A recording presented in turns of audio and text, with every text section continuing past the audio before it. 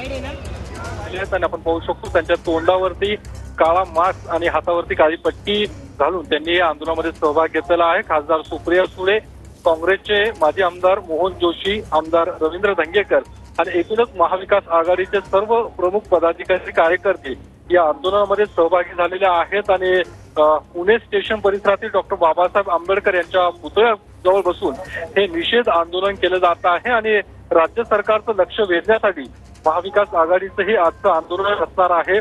11:05 हे आंदोलन संपणार अशा पद्धतीची घोषणा ही शरद पवार गटाकडून जाहीर करण्यात आलेली आहे। आणि आपण जर पाहिलं तर पाऊस या ठिकाणी सुरू आहे आणि या पावसात बसून हे सर्व कार्यकर्ते शरद पवार या ठिकाणी आंदोलन करताना आपल्याला पाहायला मिळतात। आणि ज्या पद्धतीने बदलापूरची घटना घडली त्यानंतर महाविकास आघाडीकडून महाराष्ट्र बंदची घोषणा करण्यात आली होती, मात्र मुंबई हायकोर्टाने हा बंद बेकायदेशीर असल्याचे आदेश दिले होते आणि त्यामुळे बंद न करता आज राज्यभरात महाविकास आघाडीचे कार्यकर्ते हे मूक आंदोलन करतायत। आणि आपण पाहतो की राज्यातल्या ठिकठिकाणी अशा पद्धतीची